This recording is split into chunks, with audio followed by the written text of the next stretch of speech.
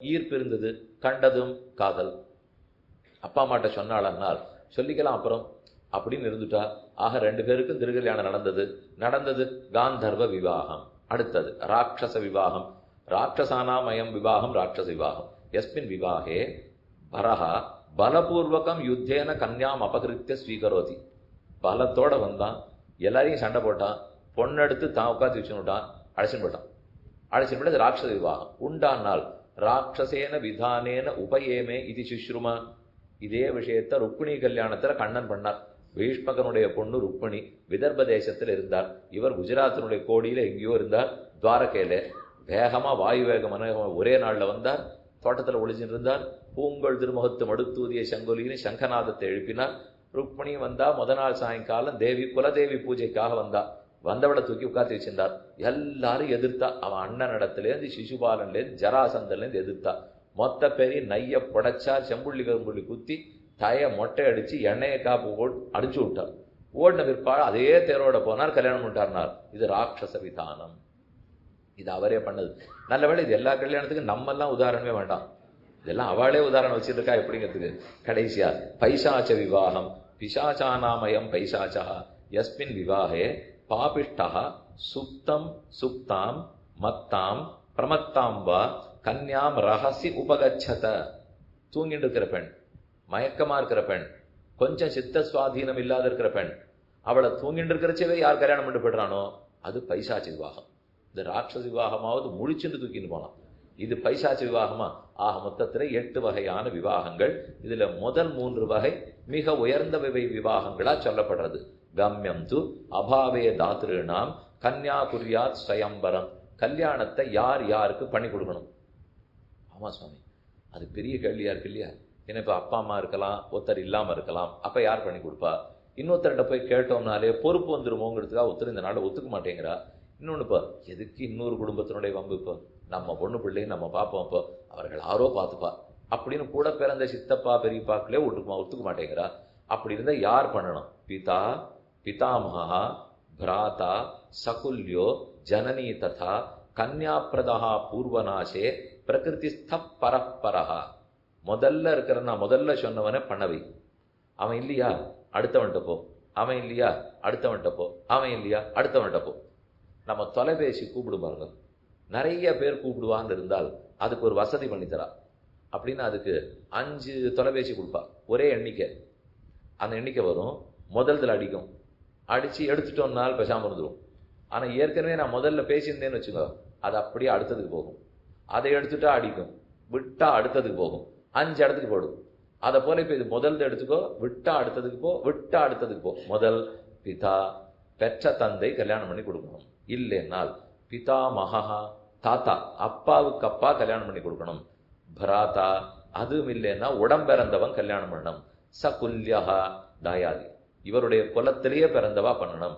அதுவும் இல்லையா, அதாவது சித்தப்பா பெரியப்பா அந்த மாதிரி இருக்கிறவா பண்ணணும். இல்லையா தாய் பண்ணலாம் விட்டார், ஜனனி ததா. அப்ப கடைசியா பிதா பிதாமகா பராதா சகுல்யா ஜனனி ததா கன்யாப்பிரதா பூர்வநாசே பிரகதிஸ்தா பரப்பரஹா. முதல் இல்லாதவனா இருந்தா அடுத்தது பண்ணிக்கலாம். ஒருவேளை அந்த அம்மாவும் இல்லையானால் அவளும் போயிருக்கலாம் இல்லையோ. உலகத்துல இனிமே பாக்கி கிடையாது. அத்தானா குழப்பங்கள்லயும் குடும்பம் இருக்கும். நம்ம இடத்துல ஒண்ணு இருந்ததுன்னா இவர்கிட்ட ஒண்ணு இருக்கும், அவர்கிட்ட ஒண்ணு இருக்கும். இங்க இருக்கிறவாளுக்குள்ள சேர பிடிச்சு இப்படி எப்படி கல்யாணம் யார் பண்ணி கொடுத்தான்னு பிடிச்சு பாருங்க. அநேகமா இவர் சொன்னது எல்லாரும் சொல்லாததும் இருக்கும். அந்த அளவுக்காக இருந்துடும்னால் இது 1,32,00,000 132 கோடி பேர் இங்க மட்டும். இதை தவிர எத்தனையோ 700-800 கோடி பேர். இது தவிர நீ எந்தெந்த லோகத்துல எப்படி இருக்காளோ மொத்தத்துக்கு தானே தர்மசாஸ்திரம். கடைசியா சொல்றார், கம்யம் து அபாவே தாத்ருணாம். நான் கீழே சொல்லியிருக்கிற 5-6 பேரும் இல்லைன்னு வச்சுப்போம். சோதனையா யாருமே இல்லைன்னால் கன்யா குர்யா ஸ்வயம்வரம். ஸ்வயம்வரம், அந்த கன்யா தானே நல்ல வரனை தேடிட்டு தானே கல்யாணம் பண்ணிக்கலாம்ட்டார். அப்ப இன்னென்னார் பண்ணி கொடுக்கறது இருந்தா சரி, பண்ணி கொடுக்கறதுக்கு இல்லைன்னா தன்னை தானே கொடுத்து பண்ணிக்கொள்ள வேண்டியதுதான். அப்போ யாருடைய வகை, விவாகத்தினுடைய வகைகள் என்னன்னு பார்த்துட்டோம். இப்ப ஸ்ராத்தத்தினுடைய வகைகள் சொல்றேன். அழகான ஸ்லோகம். தர்ம கிரந்தேஷு ஸ்ராத்த விசார ஏகா மகத்துவபூர்ண விஷய. ஸ்ராத்தம்னா என்ன? ஸ்ராத்தம் அர்த்தம் பார்ப்போம். ந சந்தி பிதரச்சேதி கிருத்வா மனசியோ நரஹ ஸ்ராத்தம்ன குருதே தத்ர தஸ்ய ரத்தம் பிபந்தி தே. ஒருத்தன் பித்திருக்களை நினைத்து கொண்டு மரித்தவர்களுக்கு ஸ்ரத்தையோடே ஆகாரத்தை கொடுக்காத போயிட்டானால், அப்படின்னால் இவனுடைய ரத்தத்தை அவர்கள் எடுத்துக்கொள்கிறார்கள். அப்படி வேண்டாம் இல்லையா? நமக்கு இப்போ நம்முடைய பிதா, பிதாமகர், பிரபிதாமகர், நம்முடைய அப்பா, தாத்தா, கொழுத்தாத்தா, இவர்கள் வரைக்குமான கொடுக்கணுமா? தேசே காலேச்ச பாத்திரேச்ச ஸ்ரத்தையா விதினாச்ச எது. சரியான தேசத்தில் சரியான காலத்தில் விதிக்கப்பட்டபடி ஆசையோட செய். பித்ருன் உத்திஷ்ய விப்ரேபியோ தத்தம் ஸ்ராத்தம் உதாகிருதம். பிராமணர்கள் கூப்பிட்டு உட்காரிவை. ஒரு இடத்துல ஒத்தரை கூப்பிடுறது உண்டு, ஒத்தருக்காகவே பண்றது உண்டு, 3 பேரை கூப்பிட்டு பண்றது உண்டு. விஷயம் சொல்றார். ஹோமஸ்ச பிண்டதானஞ்ச ததா பிராமண போஜனம். சாத்தத்துல 3 அவயவங்கள் படிக்கிறார். இப்போ 3ஐயும் நல்லா ஞாபகம் வச்சுக்கோ, ஒன்ன கூட விட்டுடாதீங்க. ஹோமம், ஹோமம் பண்ணி ஸ்ராத்தம் பண்ணணும். உத்தம விதி சொல்லிட்டு இருக்காரு. இப்போ இல்லையே நான் அப்படி ஆம ஸ்ராத்தம் பண்றேனே, ஹிரண்ய ஸ்ராத்தம் பண்ணிருக்கேன், என்னால ஹோமம் எல்லாம் பண்ண முடியல என்னால் இருக்கலாம், அதுவும் சாத்தியம். வாழைக்காய் வெத்தலை பாக்கு அரிசி வச்சு கொடுக்கறது உண்டு. யாராருக்கு எதுங்கிறத வகமுறைப்படுத்தி விடுறார். உன்னால இது முடியும்னா இதை செய், முடியாதுன்னா இதை செய், முடியாதுன்னு இதை செய். முடியுங்கிறவன் முடியாதுங்கிறவன் செய்யறதை செய்யக்கூடாது. முடியுங்கிறவன் தான் பண்ணணும். முடியாதுங்கிறவன் முடியாதுங்கிறவன் செஞ்சுக்கிட்டோம். இப்போ நன்னா படிக்க முடியாது அப்படின்னா 80 வாங்கினா தான் வேலை போட்டு கொடுப்பா. அதெல்லாம் இல்லை, அவருக்கு ஏதோ உடம்பு சரியில்லையா அப்படின்னா சரி 60 வாங்க, வேலை தரேன்வா. 80 வாங்குறதுக்கு சக்தி இருக்கிறவன் நான் 60 வாங்குறேனே வேலை கொடுக்குறேன்னு சொல்லக்கூடாது. அவரவர்களுக்கு இருக்கிற சக்திப்படி செய்யணும் இல்லையோ. அதைத்தான் ஹோமஸ்ச பிண்டதானஞ்ச, பிண்ட பிரதானம், ஹோமம் செய்தல், பிண்டதானம் செய்தல், பிராமண போஜனம், பிராமணர்களை கூப்பிட்டு போஜனம் பண்ணி வைத்தல். ஸ்ராத்த சப்தாபிதேயம் சியாத்து ஏகஸ்மின் ஔபசாரிகம். இது ஒவ்வொன்றுத்திலையும் இந்த சப்தம் சொல்லப்படுறது. வசு ருத்ராதி வசு ருத்ர அதிதி சுதாக பிதரஹ ஸ்ராத்த தேவதாக. ரொம்ப நாள் சந்தேகம். அழகான ஸ்லோகம் பாருங்க. பித்திருக்கள் இது யார்? அவர்கள்லாம் தேவர்களா மனுஷர்களா? பித்திருக்களானால் இதோ அர்த்தம் சொல்றாரு பாருங்க. ஸ்ராத்த தேவதாக, அவர்கள்லாம் ஸ்ராத்தத்தை வாங்கிக்கிறதுக்கு இருக்கிற தேவதை. அப்ப இந்திரன், சந்திரன், குபேரன், வாயு, வருணன் அவர்கள்லாம் ஹோமத்திலையும் யாகத்திலையும் ஹவிஸ வாங்கிக்கிற தேவதை. அப்ப ஹவிர்பாகத்தை வாங்குற தேவத்தை வேற குழு, ஸ்ராத்த பாகத்தை வாங்குற தேவத்தை வேற. தேவதைக்கு சமமானவா தான் இவர்களும் தேவர்கள் தான், அவர்களும் தேவர்கள் தான். ஆனா இவர்கள் சாத்தத்துக்கு வரமாட்டான். இந்த தேவர்கள் எல்லாம் ஹவிஸ் வாங்கிப்பா. நம்ம ஒரு யாகம் பண்றோம், ஜோதிஷ்டோம யாகம் பண்றோம்னா அதுல இருந்து ஹவிர்பாகத்தை கொடுப்போமா, அதை வாங்கிக்கிறதுக்கு தேவர்கள் வருவா, பெற்றுன்னு போடுவா. ஆனா அதே இங்கே ஸ்ராத்தத்தின் போது ஹோமம் பண்றோம் இல்லையோ, அதை பெற்றுக்கொள்வதற்கு சாத்த தேவர்கள் வருவா. இவர்களுக்கு தான் பித்திருக்கள்னு பேரு. அவர்கள் வகை 3 வகை. வசு ருத்ர ஆதித்ய ஸ்வரூபம். வசு ருத்ர ஆதித்யம் யாரு? பிரீணயந்தி மனுஷியானாம் பித்ரும் சாத்தேன தர்பிதாக. இவர்கள் மனுஷனுக்கு எவ்வளவு நல்லது பண்றா தெரியுமா? தேவர்கள் கூட பண்ண மாட்டா, பெத்த அப்பா அம்மா கூட பண்ண மாட்டான். நமக்கு அவ காத்துன்னு இருக்கலாம், எப்ப நல்லது எப்ப நல்லது. இப்ப கொஞ்சம் தள்ளுங்க, 15 நாள் பெரிய மகாலய பட்சம்னு வந்துடும். காருணிக பித்திருக்கள்னு ஒரு வர்க்கத்தவா இருக்கா. அவர்கள் கருணையே உருவானவர்கள். அவர்களை குறித்து நாம என்ன செய்து பிரார்த்திக்கிறோமோ, நம்ம குலத்துல இருக்கிற எல்லாருக்கும் நல்லது செய்யணுங்கிறதுக்காக செய்யறாளாம். இன்னைக்கு பல இடத்துல நீங்க ஜோதிஷம் பார்க்க போனால் உடனே சொல்றது பித்திரு சாபம் இருக்கு, ஜாகிரதை பார்த்துங்கோ. 3வது தலைமுறையில ஏதோ நடந்திருக்கு, 4வது தலைமுறையில யாரோ போயிட்டா ஏதோ பண்ணாம விடப்பட்டிருக்கு, ஏதோ சொல்லிடுவா.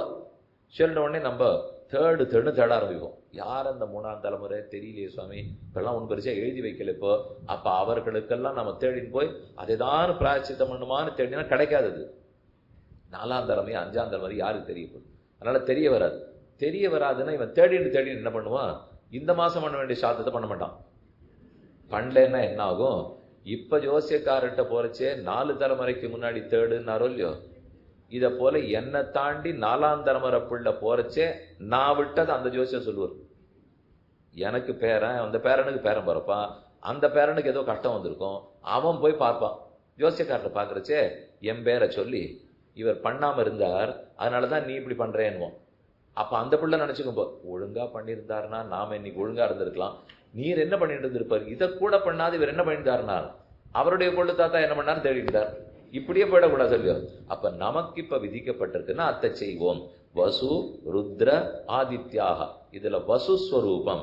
வசூன் வதந்தி து பித்ருன்னு, பித்திருக்கள் எல்லாம் வசுஸ்வரூபர்கள். ருத்ராம் செய்வ பிதாமகான். பிதாமகான தாத்தா, அதெல்லாம் ருத்ர ரூபத்தில் இருக்கிறவா. பிரபிதாமகான் ததா ஆதித்யா, ஆதித்யர்கள்லாம் கொள்ளு தாத்தா. ருத்ர அதாவது வசு, ருத்ர ஆதித்ய ஸ்வரூபம். வசுஸ்வரூபம் பிதா, அதுக்கப்புறம் ருத்ரஸ்வரூபம் பிதாமகர் தாத்தா, ஆதித்ய ஸ்வரூபம் பிரபிதாமகர் தாத்தாவுக்கு அப்பா. என்ன கொடுப்பாளாம்? ஆயுகு பிரஜாம் தனம் வித்யாம் ஸ்வர்க்கம் மோக்ஷம் சுகானிச்ச. எதை கேட்கறையோ கொடுப்பார்கள். ஆயுள், நீண்ட ஆயுள் கொடுக்கிறார். பிரஜைகள், நல்ல சந்தான பிராப்தி கிடைக்கும். தனம், சொத்து பத்து, வித்யாம், நல்ல செல்வம், கல்வி கிடைக்கும். ஸ்வர்க்கம், சொர்க்கம் கேட்டா அதையே கொடுக்கிறார்கள். மோக்ஷம் சுகானிச்ச, எதிலிருந்து மோட்சத்தையும் கொடுக்கிறார், சுகத்தையும் பெற்றுக் கொடுப்பார்கள். தச்ச ஸ்ராத்தம் விவிதம் பார்வணம் ஏகோத்திஷ்டம் இதி. பார்வண விதியில ஹோமம் பண்ணி சாத்தம் பண்ணலாம், ஒருத்தரை உத்தேசித்து சாத்தம் பண்ணலாம். இப்ப ஸ்ராத்தத்தினுடைய வகை சொல்றார். நித்திய ஸ்ராத்தம், நைமித்திக ஸ்ராத்தம், காமிய ஸ்ராத்தம், விருத்தி ஸ்ராத்தம், சபிண்டன ஸ்ராத்தம், பார்வண ஸ்ராத்தம், கோட்டி ஸ்ராத்தம், சுத்தி ஸ்ராத்தம், கர்மாங்க ஸ்ராத்தம், தெய்வீக ஸ்ராத்தம், யாத்ரா ஸ்ராத்தம், புட்டி ஸ்ராத்தம். ஒண்ணு பண்றதுக்கே கட்டமா இருக்கும். நம்ம ஏதோ ஒரு 12 பேர் படிச்சிருக்கிறே, இதெல்லாம் எதுவா இருக்கும்? நித்திய ஸ்ராத்தம். நித்தியப்படியே பித்திருக்களுக்கு தர்ப்பணம் கொடுத்தால் அது நித்திய ஸ்ராத்தம். கேட்டால் அப்பாவோ அம்மாவோ பரம் வச்சிருந்தா 1 வருஷத்துக்கு தீட்சை வச்சுக்கணும். தீட்சைன்னா க்ஷவரம் பண்ண முடியாது. அது ஏன்னா நித்தியம் ஸ்ராத்தம் பண்ணணும். 365 நாள் நித்திய ஸ்ராத்தம் பண்ணி அதுக்கப்புறம் வார்ஷிகம் அந்த ஆத்திகம் பண்ணி முடிச்ச பிற்பாடு தான் தீட்சை. ஸ்ராத்தம் பண்ற அன்னைக்கு க்ஷவரம் பண்ண முடியாது இல்லையோ. 1 வருஷத்துக்கு ஸ்ராத்தம் பண்ணணும்னு விதிச்சுட்டாளா, அதனால க்ஷவரம் பண்ணிக்க முடியாது. அதனாலதான் இவன் 1 வருஷத்துக்கு தள்ளுறான். நம்ம கேட்கச்சு, ஏன் இந்த மாதிரி வச்சிருக்கீர், ஏன் இந்த மாதிரி வச்சிருக்கீன்னுவோம். அவன் அப்பா போய் 1 வருஷம் ஆலே, அப்பா போய் 1 வருஷம் ஆலேன்னு வரும். நித்திய ஸ்ராத்தம் பண்ணிட்டு இருக்கேன், அதனாலதான் பண்ணலன்னு சொல்லணும். அப்ப அதை தினப்படி செய்ய வேண்டியது நித்திய ஸ்ராத்தம். நைமித்திக ஸ்ராத்தம், இன்னென்னது ஒண்ணு நடக்க போறது, அந்த நிமித்தத்துக்காக நான் இப்ப ஸ்ராத்தம் பண்றேன். அதாவது நித்திய ஸ்ராத்தம் ஏகோத்திஷ்டம், ஒருத்தரை உத்தேசித்து, ஏக புருஷ உத்தேசியன கிரியமானம் சாத்தம் ஏகோத்திஷ்டம், ஒருத்தனை குறித்து ஒரு புருஷனை குறித்து செய்யப்படுவது. காமியம் ஸ்ராத்தம், எனக்கு இந்த இந்த சந்ததியில குழந்தை பிறக்கணும், அதற்காக பித்திருக்கள் எல்லாம் திருப்திப்படுத்தணுங்கிறதுக்காக ஒரு ஸ்ராத்தம் பண்றேன். அதான் காமிய கர்மா, நான் விரும்பினதை அடையறதுக்கு. விருத்தி ஸ்ராத்தம், எனக்கு வயசாயிடுத்து, என்னாகுமோ ஏதாகுமோ தெரியல, யாராருக்கெல்லாம் விட்டுட்டேனோன்னு தெரியல, அதுக்காக சேர்த்து பிண்டத்தை கொடுத்துக்கிறது, அப்படிங்கிறது விருத்தி ஸ்ராத்தம். அப்புறம் சபிண்டன ஸ்ராத்தம், இதுதான் நம்ம பரம வச்ச 12ஆம் நாள் பண்றது. சபிண்டீகரணம்னு சொல்றாலும் இல்லையோ, பிண்டம். இந்த மாதிரி ஒரு வாழைக்காய் ஆட்டம் பிரசாதத்தை இப்படி வச்சிருப்பா, இன்னொரு வாழைக்காய் ஆட்டம் பிரசாதத்தை இப்படி பண்ணி போட்டிருப்பா. இதுதான் இப்ப பரம வச்சு என்னுடைய அப்பாமோ அம்மாவோ அந்த வாழைக்காய் பிரதிநிதியா பித்திருக்களுக்கு எல்லாம் இருக்கும். இப்படி கீழே மடிச்சு காலை மடிச்சு உட்கார சொல்லுவா. இந்த கையை மெதுவா இப்படி தள்ளிட்டு போகணும். தள்ளினா இந்த பிண்டம் போய் அந்த பிண்டத்தோட சேரும். அப்படின்னா இப்ப பரம வச்சா நம்ம அப்பாவோ அம்மாவோ அந்த பித்திருக்கள் கோட்டியில போய் அன்னைக்கு தான் சேர்றா. இதைத்தான் ச பிண்டீகரணம்னால், அது என்னமோ மாத்தி மாத்தி அர்த்தம் சொல்றோம். ச பிண்டீகரணம், பிண்டம் உருண்டை. சபிண்டீகரணம், இந்த உருண்டையை கொண்டு போய் அவர்களோட சேர்த்துடுறது. அதனால அது 12ஆம் நாள் அன்னைக்கு பண்ணிட்டு ஸ்ராத்தம் பண்ணிட்டு முடியும். மறுநாள் காத்தால சுபஸ்வீகாரம் அப்படிங்கிறதோட நிறைவேறும். அதைத்தான் சபிண்டன ஸ்ராத்தம்ங்கிற. பார்வண ஸ்ராத்தம் திரிபுருஷ உத்தேசியேன பர்வதினேஷு கிரியமானம். இன்ன நாள் எடுத்து எங்க அப்பானுடைய திதி என்னைக்குன்னு பார்த்து, என்ன சுவாமி சுக்லபக்ஷமா கிருஷ்ணபக்ஷமா, ஓ இதுவா, அது என்ன தித்தீயா திருத்தீயா, என்ன சாத்தம் இதுவா அப்படின்னா அன்னைக்கு 3 பேரை கூப்பிட்டு, இவர் இன்ன ஸ்தானம், இவர் இன்ன ஸ்தானம், இவர் இன்ன ஸ்தானம் அப்படின்னு அவர்களை உட்காத்தி வச்சு தளிகையை முழுக்க பண்ணி பார்வண ஹோமம் பண்ணி அவர்கள் திருவடிகள் எல்லாம் விளக்கி அவர்களுக்கு என்னன்னா போஜனம் பண்ணி வைக்கிறோமோ இல்லையோ, அது பார்வண ஸ்ராத்தம்.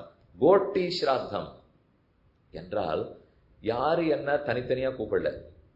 கங்கைக்கு போனேன், அதனுடைய கரையில ரொம்ப வேத விற்பனர்கள் 10 பேர் உட்காந்துருந்தா.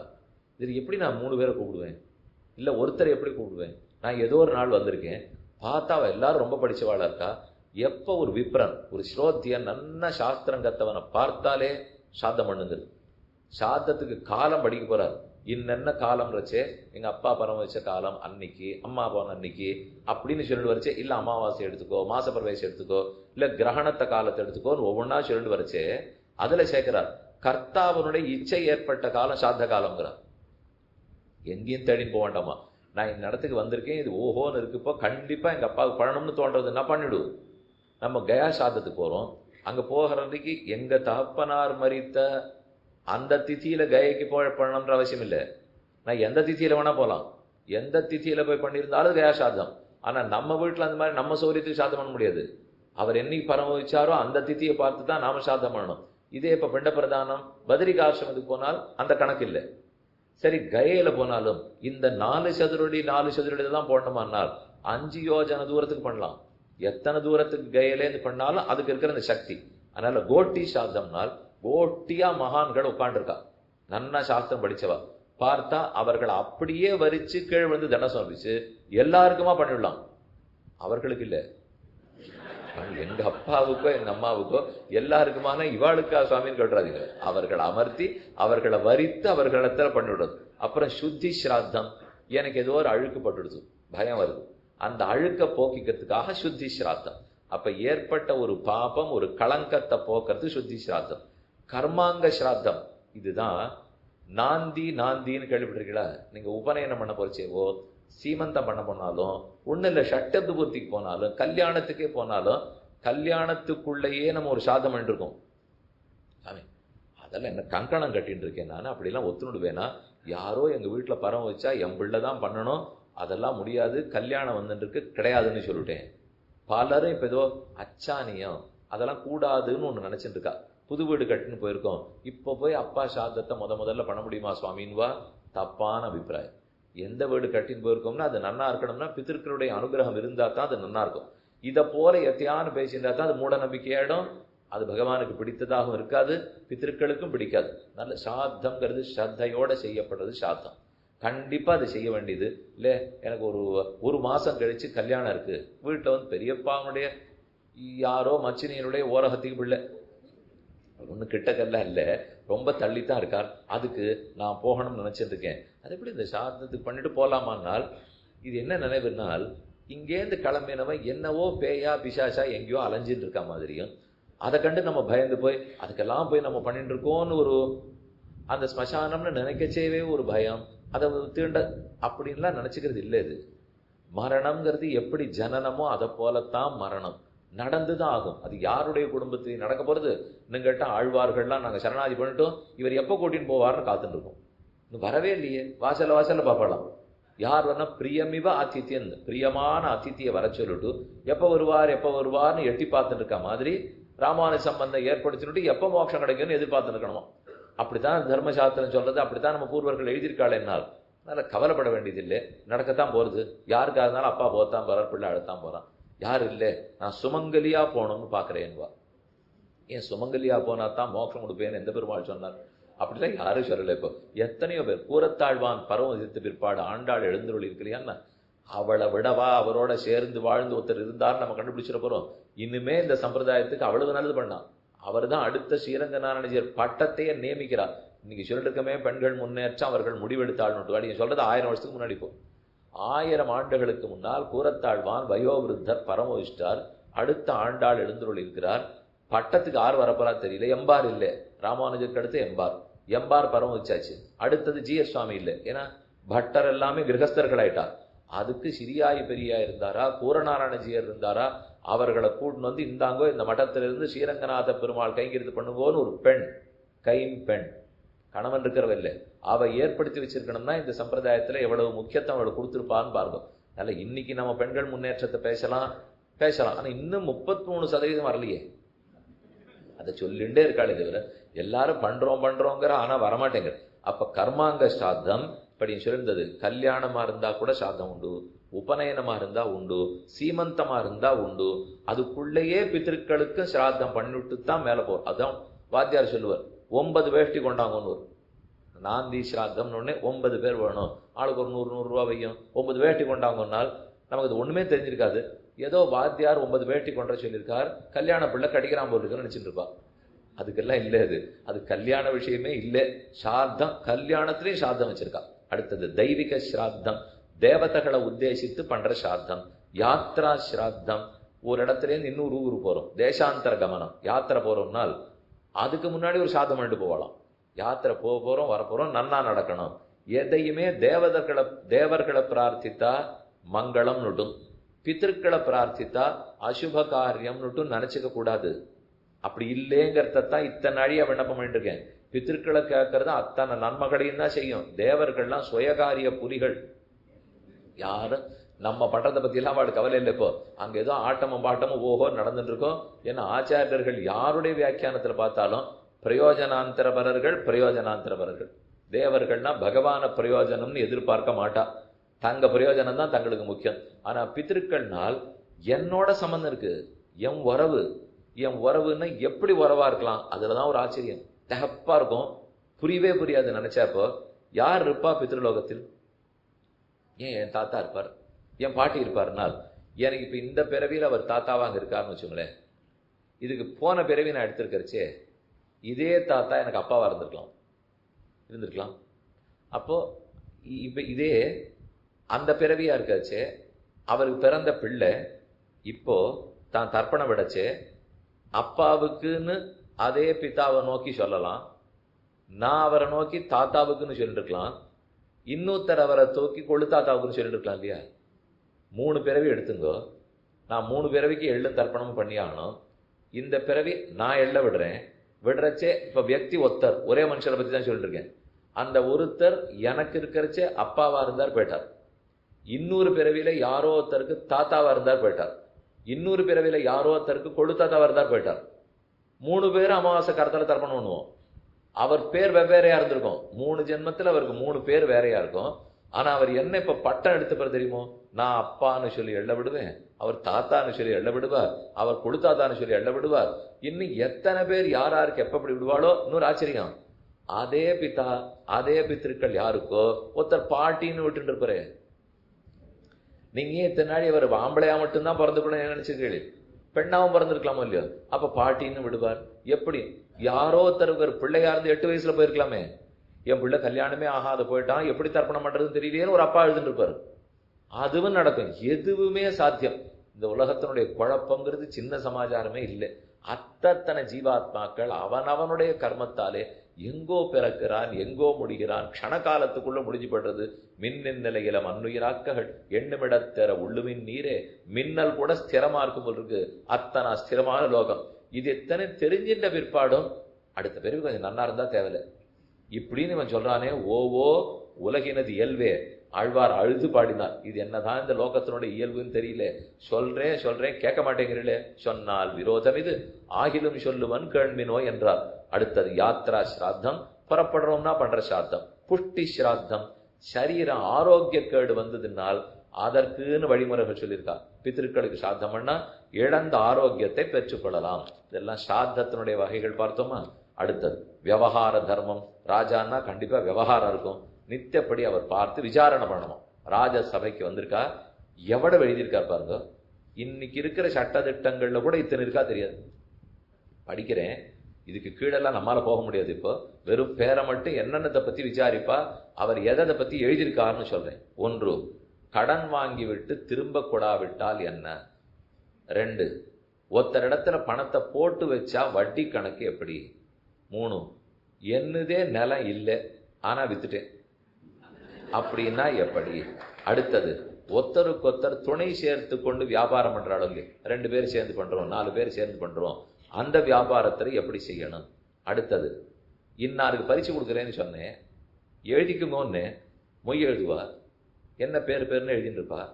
அவர்கிட்ட 1000ன்னு சொல்லிட்டு சாப்பிட்டு போயிட்டேன், தரவே இல்லை அப்படின்னா தரேன்னு சொன்ன பரிசை தராம போயிட்டா என்னன்னு தனி சட்டமே வச்சிருந்தாலும் தரேன்னு சொல்லுவா, தராதப்படுவார்கள். அடுத்தது வேலை பார்க்கிறவனுக்கு 1ஆம் தேதியான சம்பளம் கொடுக்கணும் இல்லையா, அந்த சம்பளம் கொடுக்காட்டா அவனை பத்தி என்ன. அடுத்து ஒருத்தரோட ஒப்பந்தம் போடுறேன், என்னது கொடுக்குறேன்னு, ஆனா ஒப்பந்தத்தை உடைச்சுடுறேன் அப்படின்னா அதை எப்படி அணுக வேண்டும். நான் ஒப்பந்தம் போடுறேன் விற்கிறேன்னு சொன்னேன், ஆனா விற்கிறேன்னு சொன்னது இப்ப விற்காத போயிட்டேன், வாங்குறேன்னு சொன்னது வாங்காத போயிட்டேன், அப்ப அதற்கு என்ன செய்ய வேண்டும். அதே முதலாளி தொழிலாளிகளுக்கு நடுவுல சண்டை சச்சரவு வந்ததுனால் அதை எப்படி சரிப்படுத்த வேண்டும். அதுக்கப்புறம் இப்போ எல்லை கோடு, பாரதத்தினுடைய எல்லைகள் இருக்கு, எல்லா நாட்டுக்கு இருக்கா. எல்லையில ஆபத்து வந்ததுன்னா அதை எப்படி சமாளிக்கணும், எல்லைகளை எப்படி ஜாகிரதைப்படுத்தணும், எவ்வளவு ஆக்கிரமணம் பண்ணலாம், எந்த மாதிரி நிலைமையில பின்னுக்கு வரணும். அப்படின்னு எல்லையை பத்தி பாதுகாக்கிறது. ஒருத்தர் அடிச்சுட்டாருனால் அப்ப எப்படி அவருக்கு தண்டனை கொடுக்க வேண்டும், அதே வாயால திட்டி தீத்துட்டாருனால் அதை என்ன செய்யலாம். ரொம்ப அடிக்கலாம் மாட்டா, ஆனா பேச்சு மட்டும். அது தேர்தல் வந்தது, இனிமே பாக்கி இல்லை, வரிசையா எல்லா இடத்துலயும் உச்ச நீதிமன்றத்துக்கு போடுவா. ஆனா இது வரைக்கும் எந்த தேர்தல் முடிஞ்சு ஒத்தர் பேரையும் நடவடிக்கை எடுத்துக்கிடுது. அப்படி அது இல்லையானால் எடுக்கணும். ஆனா 2014 அதுக்கு 5 வருஷத்துக்கு முன்னாடி 2009 கூட இன்னும் நடந்துட்டு இருக்கும். யாருக்கும் முடிவே வந்திருக்காது. அதெல்லாம் நடந்து 3 ஆட்சி மாறிப்படுத்தினால் ஆட்சி மாறலாம். ஆனா இன்னும் கட்சிகள் இருக்கோ இல்லையா, அந்தந்த கட்சி இருந்துட்டு இருக்கு, அதுல இருக்கிறவா இருக்காளே. அதனால பேர் அந்த சுவாமி பரம வச்சா தான் சுவாமி அதுல எல்லாம் போகும். அவர் இருக்கிற வரைக்கும் போகாது. இப்போ யாரோ ஒருத்தர் 2009 2004 அவரை பத்தி சத்தம் போட்டு ராத்திரி 10:15 மணிக்கு பேசிட்டார் அப்படின்னு ஒண்ணு வச்சிருப்பா. இன்னும் பல ராத்திரிகள் வந்துட்டு போயிருக்கும். யுகமே மாறினாலும் மாறலாம். ஆனா அது மட்டும் இன்னும் நடந்துட்டே இருக்கும். அதுதான் சொல்றாரு, கையால் அடிக்கிறது ஒண்ணும், வாயால் விசுறது ஒண்ணும், அடுத்து திருட்டு, அடுத்து வாதம். அப்படின்னா எங்க வேணா கலகம் மூற்றாலும் இல்லையோ, அந்த கலகத்தினால வர்ற ஆபத்துகள். அடுத்து ஆண் பெண், அதனுடைய புணர்ச்சி விதியினாலே ஆண் பெண்ணுக்குன்னு இருக்கக்கூடிய சரீர சம்பந்தமான ஆபத்துகள்.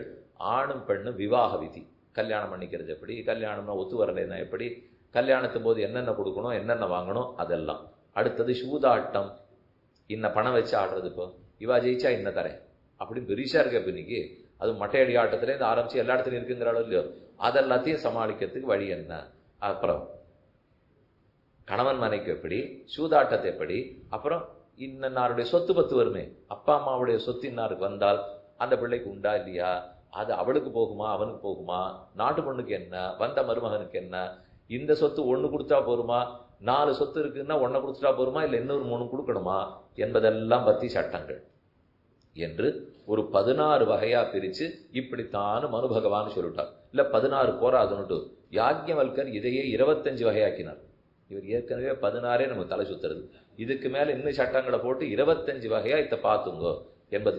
தியக்த்வா அர்த்தாத் பித்ரு திரவியம் தியக்த்வா ஸ்வ ஆர்ஜித தனம், பைத்திருக்க தனம் அப்படின்னா சொத்து, வந்த சொத்து, நம்ம அப்பா அம்மா தாத்தா பாட்டி இடத்தே வந்த சொத்து தவிர மற்றபடிக்கு நான் சம்பாதிச்சது சுவார்ஜித தனம், மித்ரேபியா பிராப்தம் தனம், நண்பர்களிடத்திலேருந்து எனக்கு வந்த சொத்து, விவாகேன பிராப்தம் தனம், கல்யாணத்தினால எனக்கு வந்தது, ஹிருத்தம் புனகா உத்ருதம் தனம், திருடப்பட்டது திரும்ப கிடைச்சிடுது அதனால திரும்ப வந்த தனம், வித்யா அர்ஜிதம் தனம், நன்னா படிச்சதுனால எனக்கு கிடைச்ச தனம், தனஞ்ச தாயாதேவ்யா ந தீயதே, தந்தை வழியாலே பைத்திருக்க தனமா வந்ததை தவிர மற்ற எந்த தனமும் நாம தாயாதிகளுக்கு பிரிச்சு கொடுக்க வேண்டியது இல்லையா, மற்றது எல்லாத்தையும் நாம வச்சுக்கலாம், இந்த தனத்தை தான் பிரிச்சு கொடுக்க வேண்டும் என்று எப்படின்னு இந்த 16 வகையான சண்ட சச்சரவுகளை பத்தி பேசினார்.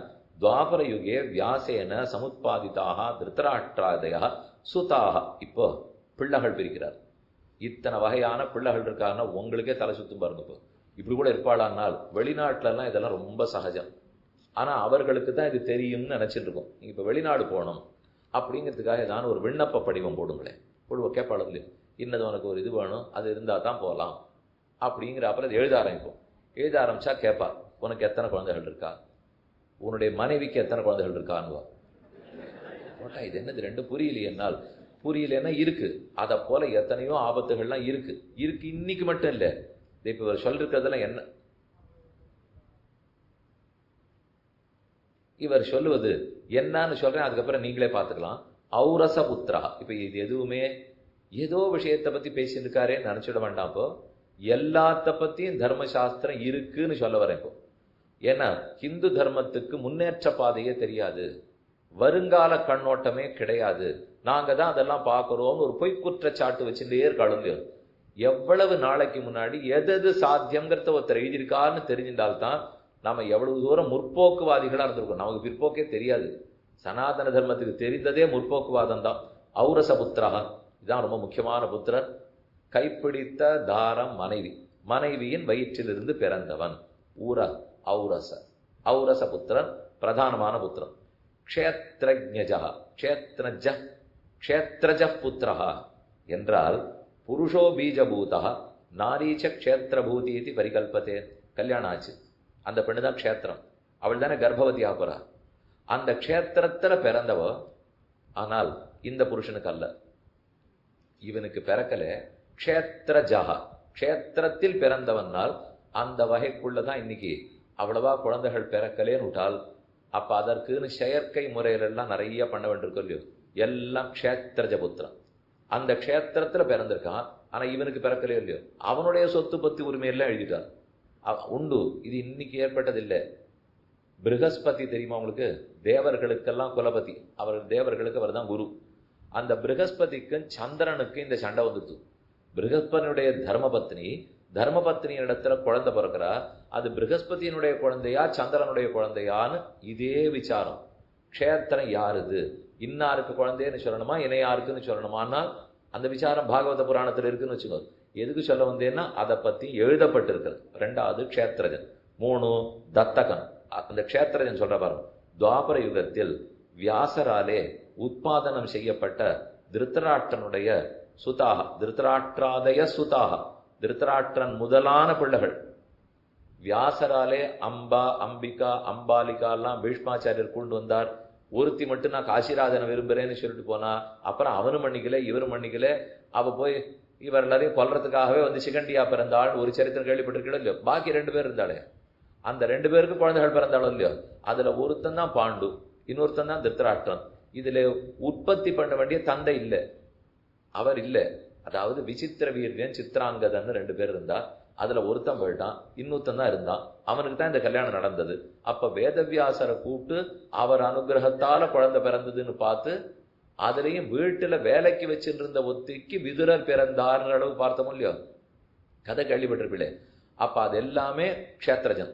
திருத்தராஷ்டிரனே க்ஷேத்திரஜன், பாண்டுவே க்ஷேத்திரஜன். ஆனா அவன் தான் இந்த நாட்டையே ஆண்டிருக்கான். அப்ப அதுவும் சாத்தியம். தத்த புத்திரகன், அதுதான் போய் நம்ம தத்தெடுத்துன்னு வர பிள்ளை. எனக்கு குழந்தை பிறக்கலைன்னா தத்தெடுக்கிறேன்னு இல்லையோ, அது தத்தக புத்திரன். கிருத்திரிம புத்திரஹா, இவன் தத்தக புத்திரன் நாட்டமே தான். ஆனா அவன் ரொம்ப சாமர்த்தியமா ஏமாத்தி விடுறான்.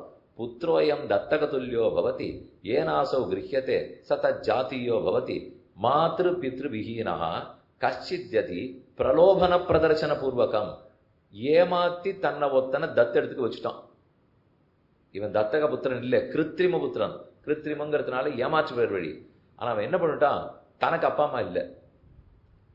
இப்ப நீங்க நாடகத்தை எல்லாம் பார்க்கலையா, ஒரு கடுதாசி எடுத்துன்னு வருவா, அதுல வந்து இவன் தான் ரொம்ப நாளா நீ காணாம போயிட்ட ஒம்பிள்ள அப்படின்னு யாரோ ஒருத்தர் ஒரு கடுதாசி எழுதி கொடுத்துருப்பார்.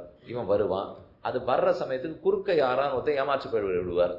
இவரை பிடிச்சுன்னு வந்து ஒரு 10-15 கொடுத்து வீட்டுல இங்கே உட்காந்து வச்சுட்டு அந்த கடுதாசி தான் எடுத்துனுட்டு போ, தம் படத்தை அதுல ஒட்டி வச்சுன்னுட்டு நேர போய் கொடுத்து அவனுக்கு தத்தா போயிட்டா அவளுக்கு இங்கேயோ 1000 ஏக்கரா சொத்து போயிடும். அது கிருத்திரிம புத்திரகம்.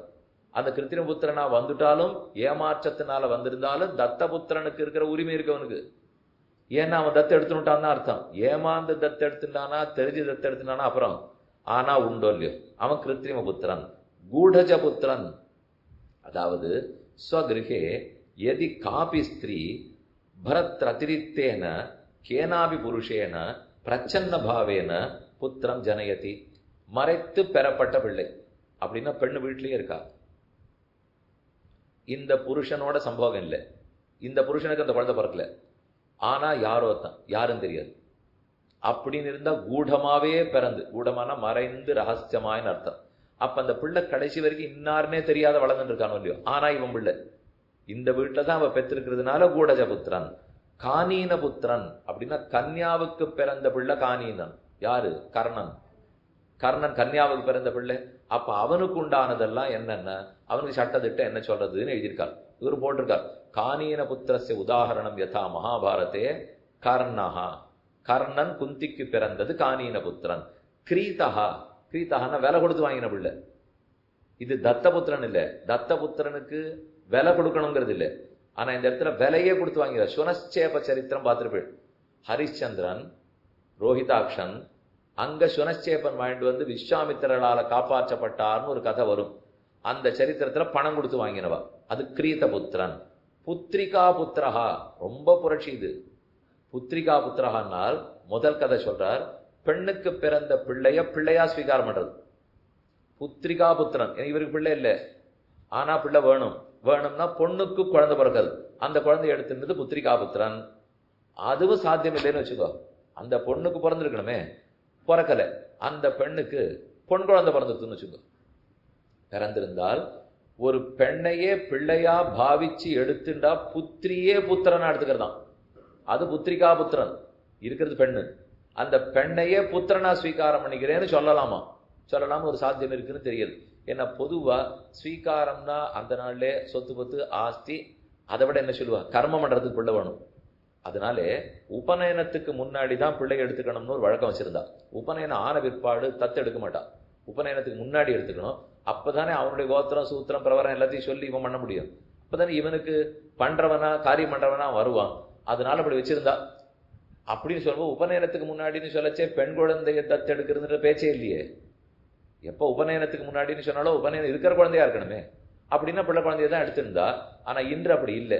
உடனே அப்ப பத்தில என்ன பெண்களுக்கெல்லாம் இல்லைன்னு சொல்லிட்டான். இதுதான் சனாதன தர்மத்துல இடமே இல்லைன்னுவா. இது போட்டாரு புத்திரிகா புத்திரஹா, பெண்ணையே பிள்ளையா எடுத்துக்கோங்கிறார்.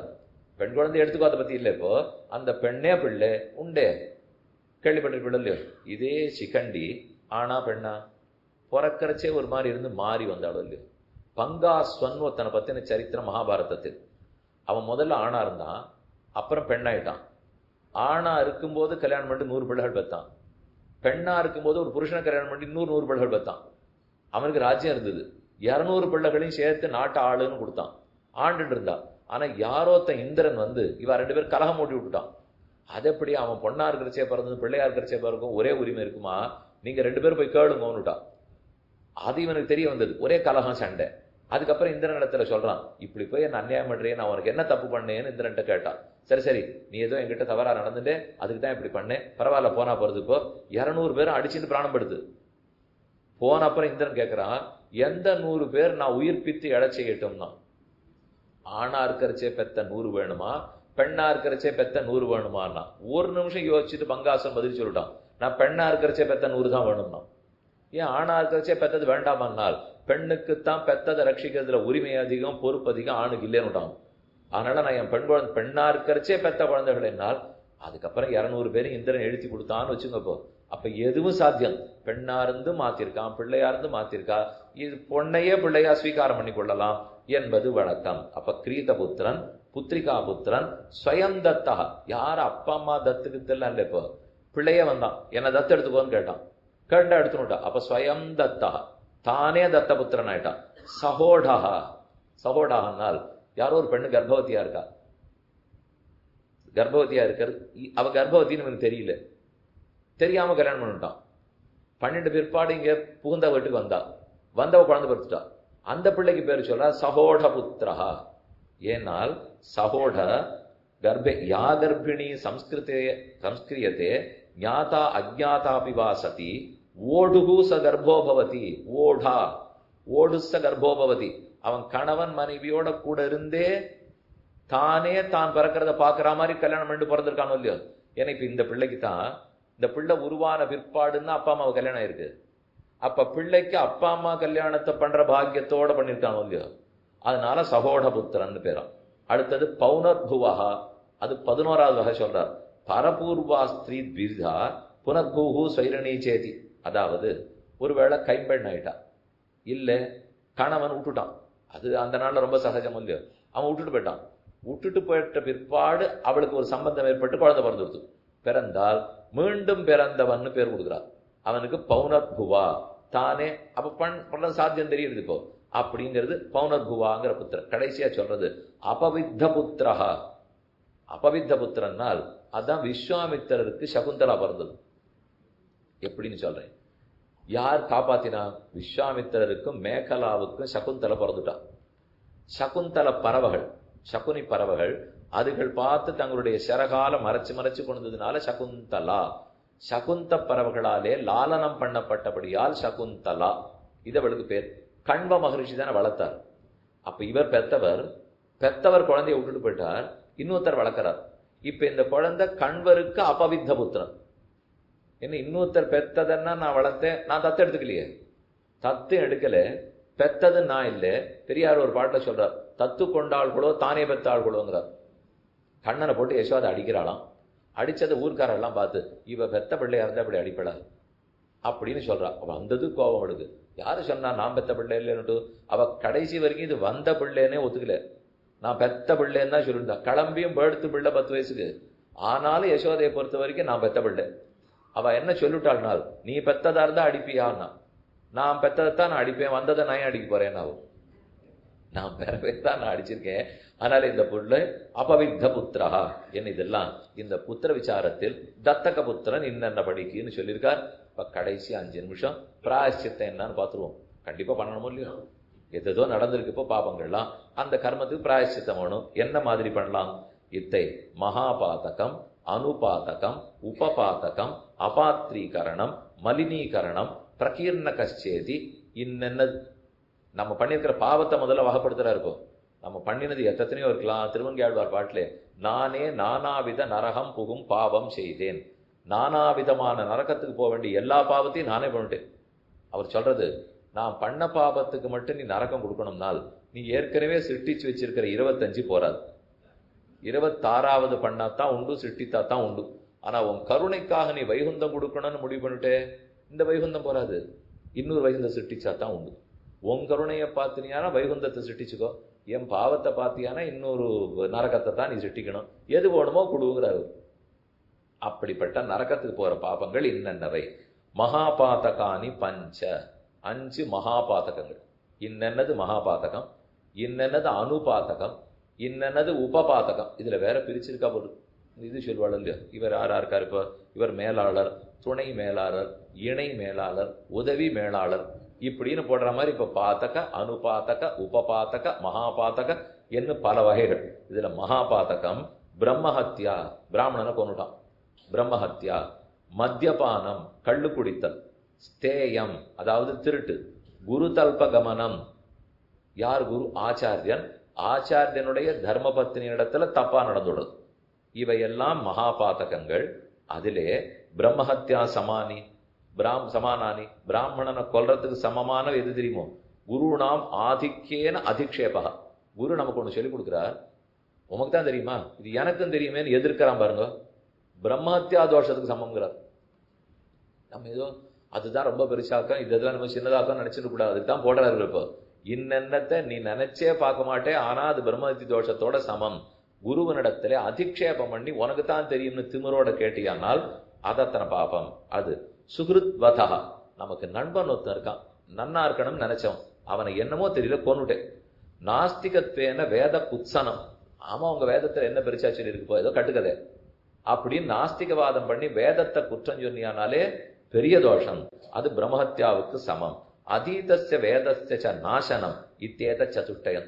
என்ன வேத பாகத்தை படிச்சிருக்கியோ அதை மறந்துட்டோ இல்ல நாசம் பண்ணியோ விலையோ பேசிட்டியானால் அதுவும் பெரும் பாதகம். சுராபான சமானானி. அதுக்கப்புறம் ஸ்வர்ணஸ்தேயம், எப்படி தங்கத்தை திருடினா என்ன குற்றம், சுராபானம் பண்ணியிருந்தா என்ன குற்றம் என்பது இதற்கெல்லாம் குற்றம். இப்ப இதுக்கு பிராயச்சித்தங்கள் பண்ண முடியோ, அதை என்னென்ன மாதிரி பண்ணலாம்னு சொல்றார். அகுர்வன் விஹிதம் கர்ம நிந்திதஞ்ச சமாச்சரன்னு பிரசக்தச்ச இந்திரியார்த்தேஷு பிராயச்சித்தீயதே நரஹ. பிராயச்சித்தம் என்பது தவத்தை கண்டிப்பா பண்ணுவேன்னு உறுதி எடுத்து கொள்ளுதல். அகாமத கிருதம் பாபம் வேத அபியாசேன சுத்தியதி. வேதத்தை அபியாசம் பண்ணாலே தெரியாத பண்ண பாபங்கள் போடுமா. காமதஸ்து கிருதம் மோகாது பிராயச்சித்தைகி பிருதக் விதைகி. ஆனா தெரிஞ்சு விருப்பத்தோட பண்ணிருந்தியானால் தனியா பிராயச்சித்தம் பண்ணித்தான் தீர்க்கணும். இப்ப பிரிக்கிறா ஏதேது பிராயச்சித்த தர்மங்கள். நன்னா ஞாபகம் வச்சுக்கோ, எந்த விதத்துல வேணா நீங்க பண்ணிக்கலாம். இதுல எழுதப்பட்டதுதான்றது இல்லை. இப்போ பொதுவான பிராயச்சித்தங்கள் இருக்கு. ஏன்னா யாருக்குமே இப்போ நம்ம என்ன பாவம் பண்ணிருக்கோம் கணக்கு தெரியாது, இப்ப பண்ணதும் தெரியாது, இந்த ஜென்மத்திலையும் தெரியாது, போன ஜென்மமும் பல ஜென்மங்கள்ல பண்ணிருப்போம். அப்ப இந்த எண்ணத்துல எதையும் எடுத்துக்கலாம். தபஹா, தபஸுங்கிறதே ஓரளவு உடலை வருத்தி கொள்ளுதல். ஏதோ ஒரு விதத்துல பிராயச்சித்தம்னாலே உடம்ப வருத்திப்போம். தவம்னு சொல்லுக்கே அதானே பொருள்.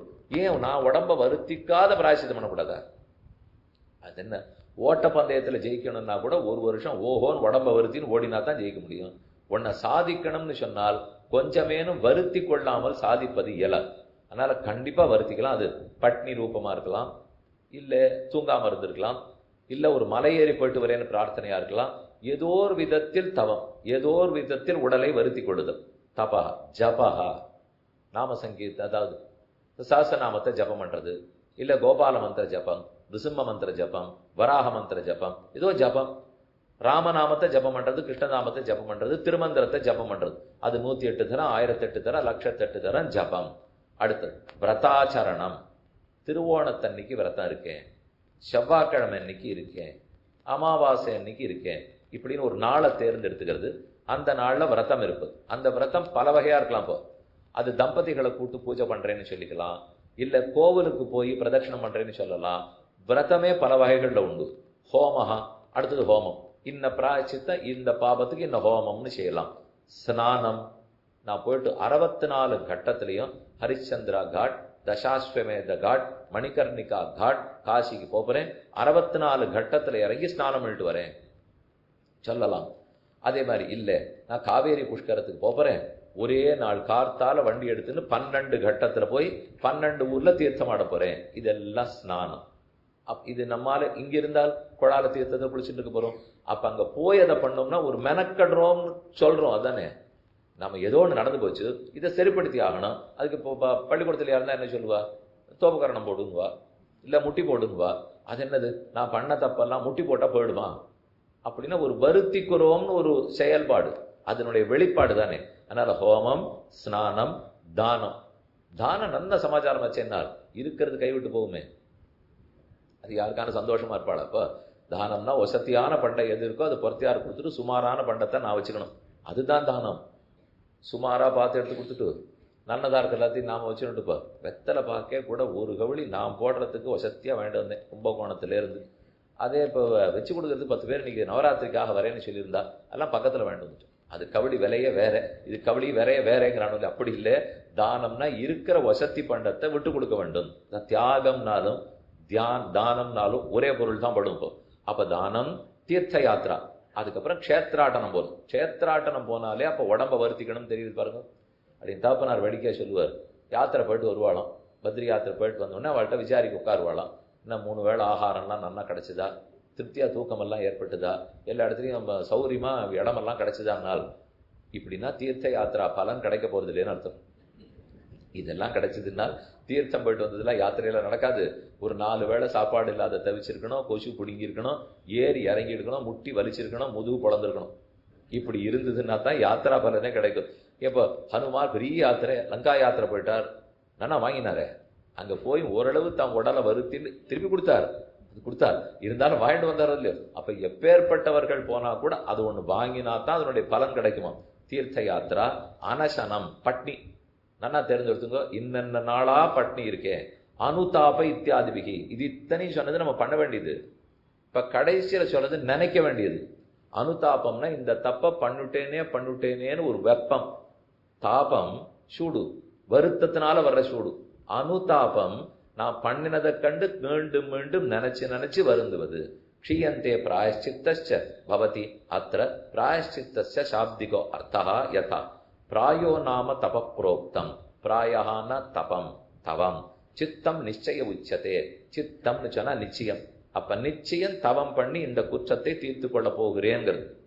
இதுல வகை சொல்றா. இப்போ பசுமாட்டை தானம் பண்றது இல்ல, அதுகளுக்கு போய் சாணி எடுத்து மெழுகி மூத்திரத்தை கழுவி அதை நன்னா குளிப்பாட்டி விடுறது, ஆச்சாரியர்களுடைய ஸ்ரீபாத தீர்த்தத்தை வாங்கிக்கிறது, அவர்கள் பாத தூளி எடுத்து நம்ம தலையால பூசிக்கொள்ளுவது.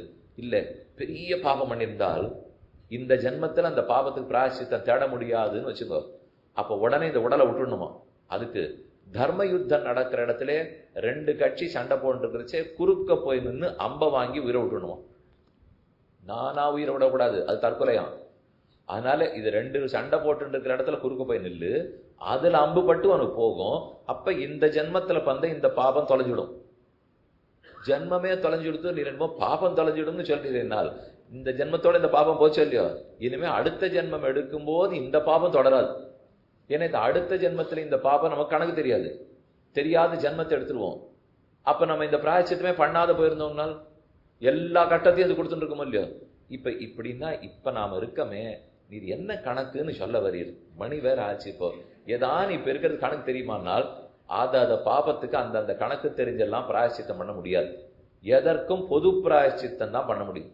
பொதுவாங்கிறது ஜபம், தபம், உபவாசம், ஸ்நானம், தீர்த்த யாத்திரா, தானம், கிருச்சிரம், சாந்தராயணம், பௌர்ணமாசி முதலானவர்கள் தான் பிராயச்சித்தம். இதுகளுக்குள்ளதான் நம்ம வாழ்க்கையை நடத்தி ஆகணுமே தவிர இதை தாண்டி போக முடியுமா? மேலும் இது பெருமானை குறித்து பண்ணப்பட்டதா இருக்கணும். ஏன் அப்படி சொல்றாருனால், எனக்கு ஒரு அடிபட்டது, அதுக்கு ஒரு கட்டு போட்டேன், இங்க அடிபட்டா கூட தப்பிப்பேன், இதே இடத்துல திரும்ப அடிபட்டதுன்னு வச்சுக்கோ, அப்ப அந்த கட்டை போட்டு மருந்தை போட்டு பிரயோஜனம் இல்லையே. அதே மாதிரி இப்ப பிராயச்சித்தம் பண்ணால் அதே தப்ப திரும்ப பண்ணி அனுதாபமே இல்லை இருந்தால் அப்ப பட்ட இடத்திலேயே படுறது, பட இன்னும் இந்த எலும்பு மோசமாயிட்டே போகிறது. அடுத்த இடத்துல பட்டதுன்னா கூட சமாளிச்சிருவேன், அதுவும் கட்டம்தான். பட்டதே பட்டா இன்னும் திறமை இல்லையா? அதனாலதான் அந்த செய்த பாபத்துக்கு பிராயச்சித்தம் தேடு, திரும்ப பண்ணாதே. ஓ சாமி அப்படின்னா வேற பண்ணுன்றீரா? நீங்க இப்ப சொன்னதை பார்த்தா அப்படிதான் இருக்கும் போல் இருக்குன்னார். இல்ல பண்ண வேண்டான்னு தான் கண்ணன் அபிப்பிராயப்படுறார். கடைசி பட்சம் பண்ணதையேவாவது திரும்ப பண்ணாத இருக்கணும். சத்பாத்திரேபியா காம் பூமிம் ஸ்வர்ணஞ்ச பர்யாப்தம் பிரதாய பிரம்மா விசுத்தியதி. ஆரோத்தர் பசுமாட்டை கொன்னுட்டான், அதை அடிச்சுட்டான், இல்ல பிராமணன் அடிச்சுட்டான், கொன்னுட்டான். அப்ப சத்பாத்திரேபியா நல்ல பசுமாடு, பயஸ்வினி பால் கறக்கக்கூடிய பசுமாடை தானமா கொடு, இல்ல ஹிரண்ய தானம் கொடு, இல்ல பூமி தானம் கொடு. அப்ப இதை போல குற்றங்கள் போகும். பிராணிவதத்தை ஒத்துக்கவே மாட்டேங்கிறான். பிராணிகளுக்கு சிரமமே கொடுக்கூடாது, அஹிம்சதான் தர்மம்னு இவன் இருந்துதான் போகணும். இப்போ சொர்ணஹாரி திருட்டு கூடாது, அப்படியே திருட்டினியானால் உன் சொத்துல இத்தனை பங்கு இத்தனை சதவீதத்தை போட்டு கொடுத்துடணுங்கிறார். இன்னொன்னு பாருங்க, ஏதத் சர்வமபிப்பிராயச்சித்தம் அபகிருத தனம் தத் சுவாமினே பிரதாயைவ காரியம். திருடினியானால் திருட்டை வச்சுன்னுட்டு தண்டனை அனுபவிச்சா திருட்டு வீணா போகாதுன்றார். என்ன திருடினியோ அந்த மொத்த சொத்தை திருட்டு கொடுத்தவன் இடத்துல முதல்ல திருப்பி கொடுத்தோணுமா? இது எப்படி சொல்ல முடியும்? நான் திருடினதே தண்டனை இருக்கு, தப்பிச்சுக்கலாங்கிறதுக்காகத்தானே பண்ணியிருக்கேன், நீ இதை திருப்பி வேறு கொண்டு கொடுத்துருந்தீர்கள், அப்போ பணம் திருப்பி வர வேண்டாமா? இப்ப இது இந்த இடத்துல எல்லாம் இது திருட்டு நடந்ததா, வங்கி கொள்ளை நடந்ததுன்னுவா. ஆளை பிடிக்கிறா, அம்ப பிடிக்கிறா, தும்ப பிடிக்கிறாலாம் இருக்கட்டும், கொள்ளையடிச்ச பணம் திரும்பி வந்ததா இல்லையா? அது கணக்குன்னா அதான் ஏறிண்டே இருக்கு, வங்கிகள்லாம் சேர்த்துன்னு இருக்கோம். ஏன்னா ஒன்றும் இல்லை போல் இருக்கு எல்லா இடத்துலையும். இப்போ அவாவா எடுத்துன்னு போனவா எடுத்துன்னு போயிட்டா, ஒருத்தர் 8000 கோடி எடுத்துன்னு போயிட்டார், ஒருத்தர் 35,000 கோடி எடுத்துன்னு போயிட்டார். இப்போ எங்க போயிருக்காருனால், நீ என்னமா அனுதாபங்கிறீர், இங்க அணு யாத்திரையா இருக்கு. அவர்கள் எங்க போயிருக்காளோ அதை பின்தொடர்ந்து போய் தேடின்னு வர்றதுக்கு தான் நாடி செய்யா இருக்கு. ஒவ்வொரு அரசாங்கத்தை இடத்துல போய் அமுச்சு வைக்கிறீர்களான்னார். அவர் என்ன சம்பந்தியா? நாம ஏதோ போறது வரணுங்கிறதுக்கு. ஆகவே இதெல்லாம் இல்லை. நம்ம பண்ண தப்புங்கிறது சொத்தை முதல்ல திருடி இருந்தா திரும்ப கொண்டு போய் ஒப்படைச்சுடணும். சுவர்ணஹாரி துவாதசராத்திரம் வாயு பக்ஷா பூதோ பவதி. ஒருத்தர் இடத்துல தங்கத்தை திருடிவிட்டால் துவாதசராத்திரம், அதுக்கு பிராயச்சித்தம் பண்றதுக்கு 12 ராத்திரி காற்றை மட்டும் சாப்பிட்டு இருந்தது. நாங்க கூட சாப்பிட்றோமே, சாப்பிடுறோம். இப்ப நம்மளும் தண்ணீர் குடிக்கிறோம், சாப்பிட்டுட்டு தண்ணீர் குடிக்கிறோம், காற்றை சாப்பிடுறோம், மூச்சு இழுத்து விடலையா, காற்று சாப்பிட்றோம் தான் அர்த்தம். எல்லாம் சாப்பிட்டுட்டு வைத்தியர் உடம்ப குறைக்கணும்னு நான் கேட்டதுக்கு பால் சாப்பிட்டுட்டு பழம் சாப்பிட்டு படுத்துக்கோன்னார். உடனே திரும்பி கேட்டான், ஆகாரத்துக்கு முன்னாடியா பின்னாடியான்னு. இல்ல அதுதான் ஆகாரமே, நீ இதுக்கு முன்னாடி நினைச்சுக்க வேண்டாப்போ. அப்ப ஸ்வர்ண திருட்டு பண்ணிட்டியானா 12 நாள் காற்றை மட்டும் புசிச்சுன்னு வாழணும். இதே இப்போ சாந்திராயண விரதேன மாச பர்யந்தம் துக்த சேவனேன, ஒரு மாசத்துக்கு பாலை மட்டும் குடிச்சுன்னு இருந்திருந்தால் அப்ப உபபாதத்துக்கெல்லாம் சுத்தி ஏற்படும். ஏகேன ரிஷபேன சஹசிராணாம் கோனாம் தானம். ரொம்ப பெரிய பாபங்களா இருந்தா 1000 பசுமாடுகளை தானமா கொடு என்று பல விதம். இதிலே ஒரு 40 தடவை புருஷ சூக்தம் சொன்னால் அறியாமல் செய்த பாபங்கள் எல்லாம் கழியும்னு தேறுகிறது. இப்படி பல திருச்சிரதானம். எங்கேயோ விதேசத்துக்கு போயிட்டு வந்துட்டோம், கடல் தாண்டக்கூடாது, அப்ப சந்தியாவந்தனெல்லாம் காலம் கட்டு போயிருக்கலாம். இப்ப இந்த வேலை பண்றோம்னு வச்சுங்க, இப்ப ராத்திரி கிருத்தம் பாபம், மத்தியான கிருத்தம் பாபம், பிராயஹா கிருத்தம் பிராபம். அந்த அடுத்த வேளை சந்தியாவந்தனம் பண்றோம் இல்லையோ, அப்பவே மந்திரம் சொல்றோம், இந்த அக்னியிலே இந்த சூரியன்லே இந்த வேலைக்கு வரைக்கும் நான் பண்ண பாபங்கள் எல்லாம் எரிஞ்சு போட்டோங்கிறோம் பாருங்க. அப்ப அந்தந்த வேலைக்கு தெரியாம பண்ண சின்ன சின்ன பாபத்துக்கெல்லாம் பிராயச்சித்தம் வச்சிருக்கா, கூடவே வச்சிருக்கா. அதை தாண்டி இந்த பாபங்கள் அதிகமா இருக்குன்னா தான் மேற்கொண்டு பிராயச்சித்தத்தை தடணும். இப்படியாய் தர்மசாஸ்திரங்கள் நமக்குன்னு தர்மங்களை சொல்லி உள்ளன. ஆர்ஷம் தர்மோபதேசஞ்ச. அப்ப ரிஷிகளாலே சொல்லப்பட்ட இந்த தர்மோபதேசம் வாழ்க்கைக்கு நல்லது செய்யும், எப்படி வாழணுங்கிறதுக்கு வழிகாட்டும். மாணவர்கள் மொத்த பேர் அப்படின்னு இந்த மாணவ கல்யாணம் மனித சமுதாயத்துக்கே நல்லது நடத்துக்காக செய்யும். இது தர்மசாஸ்திரம் இப்ப முடிஞ்சது. ஒரு 5 நிமிஷம் இன்னும் இருக்கு. நியாயசாஸ்திரம்னா என்னன்னு மட்டும் சொல்றேன். நியாயம்னா என்ன? ரொம்ப நியாயமா இருக்காது சுவாமி நீர் பண்றது. இருக்குன்னா அது என்னன்னு நீங்க தெரிஞ்சுட்டீங்கன்னா சுலபமா படும். நியாயசாஸ்திரம்னால் ஒரு உதாரணம் மட்டும் சொல்றேன், அதை பார்த்தா உங்களுக்கு எது நியாயசாஸ்திரம்னு தெரிஞ்சுப்படும். இத்தை பகவத் ராமானுஜர் தான் எழுதும்போது இதுதான் நியாயசாஸ்திரம்னு ஒரு இடத்துல சொல்றார். அவர் யாது சொல்லியிருக்காருன்னு வாசிக்கிறேன். அது வாசிச்சதுனாலே உங்களுக்கு அர்த்தம் புரிஞ்சு போடும். தர்க்கோ ஹி நாம அர்த்தஸ்வபாவ விஷயேன வா சாமக்ரி விஷயேன வா நிரூபணேன அர்த்த விசேஷே பிரமாணம் வியவஸ்தாபயத் ததிதி கர்த்தவ்யதா ரூபம் ஊகா ஊக அபரபர்யாயம் ஞானம். ஞானம் தர்க்கம்ங்கிறது ஞானம்னு போட்டுங்க. யாரா நீங்க குறிப்பெடுத்துக்கிறதா இருந்தால் தர்க்கம் இன்னைக்கும் நாளைக்கும் இப்பவும் சரி நாளைக்கு நாளைக்கும் கொஞ்சம் கசக்கிட்டு தான் நீங்க மூளை கேட்டாலும் ஆனால் நன்னா இருக்கும். நன்னா இருக்கும்னா தெரிஞ்சுக்காது பல விஷயத்தை தெரிஞ்சுக்கலாம். இப்ப நீங்க சொல்றதே கேளுங்க, என்ன ஆச்சரியமா இருக்கும் பாருங்க. தர்க்கம்னா நீங்க என்ன நினைச்சிட்டு இருக்கீங்க? வாதம். தர்க்கம் பண்றார், வீணா தர்க்கம் பண்ணாதே அப்படின்னா வாதம் பண்ணாதேங்கிற மூலியோ அது வாதமே இல்லை. தர்க்கம்ங்கிறது நியாயம்னு வச்சுக்கோ, நியாயம்ங்கிறது ஞானம்னு வச்சுக்கோ. அது ஒரு ஞானம். அது என்ன விதமான ஞானம் இப்படி வச்சுக்கலாம். ஒன்று பிரமேயம் அப்படின்னு அர்த்தம், நான் உன்னை தெரிஞ்சுக்க போறேன் அந்த வஸ்து. ஒன்று பிரமாணம், அதை தெரிவிக்கக்கூடிய பிரமாணம். இந்த விஷயத்தை நான் தெரிஞ்சுக்க போறேன், ஒரு உதாரணம் பார்த்தா தெரிஞ்சுப்படும். எது அனுமானம்ங்கிறோம், எதை தர்க்கம்னு சொல்றோம் அப்படின்னால் தூரக்க பார்க்கச்சே ஒரு மலைக்கு மேல புகை தெரிஞ்சுது. பர்வத்தோ வன்னிமான் தூமாத், அந்த மலைக்கு மேல புகை தெரிகிறது. புகை இருக்கிறதுனால உள்ள நெருப்பு இருக்கும்னு நினைக்கிறேன். ஒருத்தன் சொல்லிட்டான், புகை இருப்பதால் நெருப்பு இருக்கிறது, இது அனுமானம். புகை இருக்கிறபடியால் நெருப்பு இருக்கிறது, அனுமானம் பண்ணிட்டான். இது தர்க்கம் இல்லை, இது அனுமானம். இந்த அனுமானம் பண்ண உடனே ஒருத்தன் எதிர்ப்பான். அது எதுக்காக? இப்போ இப்படி வேணா சொல்லி பார்க்கலாமா? புகை இருப்பதால் நெருப்பு இருக்கிறதுன்னு நான் சொல்றேன். அதுக்கு உடனே அடுத்தவன் பதில் சொல்றான், தூமஹா அஸ்து வன்ஹிஹி மாஸ்து. ஏன் புகை இருக்கட்டுமே, நெருப்பு இல்லாத இருக்கட்டுமே. புகை இருந்தா நெருப்பு இருக்கணும்னு எங்க எழுதி வச்சிருக்கு? இப்போ புகையே இருக்கட்டும், நெருப்பு இல்லாத இருக்கட்டுமே. நான் அவனுக்கு மறுபடியும் பதில் சொல்லணும் இல்லையோ? பதில் சொல்றது இப்ப நான் பேச போறது தர்க்கம். ஏற்கனவே நான் உன்னை சொல்லி பார்த்தேன், புகை இருக்கிறதுனால நெருப்பு இருக்குன்னுட்டு. அப்ப நெருப்பை சாதித்தேன் இல்லையோ, அது அனுமானம். புகை இருக்கிறதுனால நெருப்பு இருக்குன்னு சாதித்தது அனுமானம் பண்ணேன். அதை ஒருத்தர் ஆட்சேபிச்சுட்டா. இப்போ ஆட்சேபிச்சுட்டா நான் பண்ண அனுமானம்ங்கிற பிரமாணம் நெருப்பை சாதிக்கும்னு நான் அவர்கிட்ட நிரூபிச்சாகணும். இப்போ நான் இந்த புகையை வச்சு நெருப்பை சாதிச்சிருக்கேன் இல்லைங்கிறார் ஒருத்தர். இல்லைங்கிறார்னா இல்லை இல்லை நீர் பண்ற வாதம் தப்புன்னு அவரை நிரூபிக்கணுமோ இல்லையோ? அது எப்படி சுவாமி பண்ணுவீள்? நீர் என்ன பேசினாலும் ஒரு மேல மேல பேச போறாரு. இப்போ என்ன பேசினார்னு பாருங்களேன்.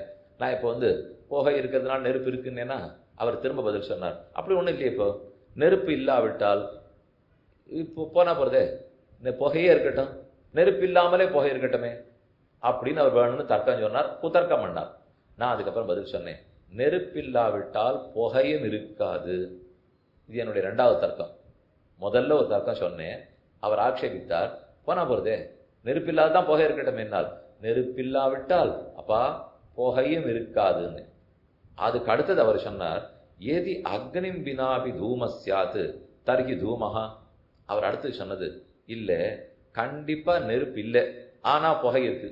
நான் சொல்றேன் புகை மட்டும்தான் இருக்கு, நெருப்பே இல்லைன்னால் நான் அவருக்கு மூணாவது தர்க்கம் சொன்னேன், அப்படின்னால் நெருப்பிலிருந்து வருவது புகை இல்லைன்னு சொல்லுன்னு. அதை பிரிச்சியா தானே ஒத்துப்பேன். இப்போ அப்ப நெருப்பிலிருந்து ஜன்யம், நெருப்பிலிருந்து பிறந்தது புகை இல்லை, அதுக்கும் வேணும்னு அவன் என்ன பண்ணா, இருக்கட்டுமே புகை நெருப்பிலிருந்து பிறந்தது இல்லை வச்சுக்குமே. இதுதான் வேணும்னு தர்க்கத்தை வளர்த்துட்டே போறது. அவன் மேல சொல்லச்சே நான் பதில் சொன்னேன், தாராளமா பண்ணு, நீ நெருப்பிலிருந்து புகை வரலைங்கிற அவ்வளவு தானே, பேசாம காத்துட்டு இருப்பேன். என்னை இவன் குதர்க்க சந்தேகம்னா இப்ப கிளப்பியிருக்கான். அவனுக்கு நான் இப்ப பதில் சொல்ல முடியாது. இது வரைக்கும் வேணும்னு கட்டிட்டு வந்தேன், இன்னும் அவன் வேணும்னு பிடிவாதம் படிக்கிறான். இதுக்கு நான் எப்பவும் ஸ்தாபிக்கணும்னா காத்துட்டு இருப்பேன். எது காத்துட்டு இருப்பேன்னால், சிக்கி முக்கி கல் எடுத்துட்டோ இல்லை வேற கட்டையை எடுத்துட்டோ, யாருக்கு இந்த இடத்துல ஒரே கொசுவா இருக்கு, கொசு இருக்குன்னா புகை போட்டா கொசு ஓடும், ஈ இருக்குன்னா புகை போட்டா ஓடி போடும், இதுக்கெல்லாம் புகை போடுவாடும் இல்லையோ? அதுக்கு ஒருத்தர் நெருப்பை மூட்டை போனார். இது சாதாரணமா லோகத்துல நடக்கிறது. நெருப்பை மூட்டி புகையை கொன்ற போனார். இப்ப எனக்கு புகை வேணும், ஆத்ம சமாரோபணம் பண்ணிக்கணும், அதுக்கு இப்படி அந்த புகையை எடுத்து சாப்பிடுறேன்னு ஹோமகுண்டத்துல பண்ணணும். பண்றதுக்கு அங்க முதல்ல நெருப்பை வளர்க்கணும் இல்லையோ? அதை வளர்க்கறதுக்கு ஒரு வாத்தியார் முயற்சி பண்ணார். நான் காத்துன்னேன். இத்தனை நாள் ஒருத்தன் அது என்ன இப்போ நெருப்பிலிருந்து புகை பிறந்ததாக இல்லாத போட்டோமே அப்படின்னு என்கிட்ட சொல்லியிருந்தானோ இல்லையோ? இது எனக்கு மாத்தி அவன்கிட்ட எனக்கு சொல்லவே தெரியல. இப்போ இது வரைக்கும் காத்துன்னேன், இந்த ஒரு மனுஷன் போய் புகைக்காக நெருப்பை தேட போனார் இல்லையோ, இங்க வா நீ ஏன் தேட போனீர்னு கேட்டேன். அது நெருப்பு புகை வேணும் தான். புகை வேணும்னா நெருப்பு வேணுமான்னு. ஆமா பின் எப்படி வரும், என்ன முட்டாளாட்டம் என்ன பார்த்து கேட்கறீர் அப்படின்னு அவன் போனவன் சொன்னா, அவன் அப்படியே பிடிச்சின்னு இத்தனை நாள் தர்க்கம் பண்ண வர கூண்டு வருவேன். கூண்டு வந்துட்டு பார் இவன் சொல்றான் என்னால் இப்ப அவர் மேல பேச முடியாது இல்லையோ. அப்போ எப்ப இந்த சந்தேகங்கள்லாம் வரும் தெரியுமா, மேல மேல சங்கா சங்கா சங்கா என்ன கேள்வி கேட்டுட்டே போறது எப்போனால் உலகத்து வழக்கத்துக்கு விபரீதமா போற வரைக்கும் தான் நீங்க கேட்க முடியும். உலக வழக்கத்துக்கு விபரீதமா போச்சுன்னா சந்தேகம் வராது இல்லையோ. இது ஒரு பக்கமா. இன்னொன்னு, நான் தர்க்கம் சொல்லிட்டே இருக்கேன் இல்லையோ, அது எது வரைக்கும் வரும், இதுக்கு மேல இதுக்கு மேல இதுக்கு மேலேன்னு சொல்லிட்டு போறேன்னால் சந்தேகம் வந்துட்டு இருக்கிற வரைக்கும் நான் தர்க்கம் சொல்லிட்டே இருப்பேன். அப்ப நான் தர்க்கவாதம் பண்றது, நீ எத்தனை தடவை சந்தேகத்தை கலப்ப போறியோ அத்தனை தடவை நான் தர்க்கம் சொல்லுவேன். நீ சந்தேகத்தை எப்ப கலப்புவே, உலகத்தோட விரோதமாகாத வரைக்கும் சந்தேகத்தை கண்டிருப்பான். இது வரைக்கும் கேட்டானே என்ன, இப்போ நெருப்பு இல்லாததான் புகை இருந்துட்டு போறதேன்னா, அதுக்கப்புறம் நெருப்பில் இருந்தே புகை வராத இருந்துட்டு போறதேன்னா, இல்ல நான் பார்த்தது இல்லைன்னா, இப்படியே குதர்க்கம் தான். ஆனா எங்க வாயடைச்சு போச்சு அவனுக்கு இப்போ, ஓஹோ யாரோ தன் நெருப்ப வச்சுன்னுட்டு புகைய கலப்ப போறச்சே லோக விரோதம் பிரத்யட்ச விரோதம் வந்துட்டு நாம பேச முடியாது இல்லையோ. அப்ப சந்தேகங்கள் உலகத்து வழக்கத்துக்கு விரோதமா போற வரைக்கும் சந்தேகம் வரும். தர்க்கங்கள் சந்தேகம் தீர்ற வரைக்கும் தர்க்கம் வரும். இதுல தர்க்கம் முழுக்க எல்லாருக்கும் பண்ணணுங்கிற தேவையில்லை. நான் ஒரு சின்ன மனுஷன் வச்சுங்க, இவர் முதல் தர்க்கம் சொன்னோடனே ஆமாமா வாஸ்தவம் தானேன்னு படுவேன்.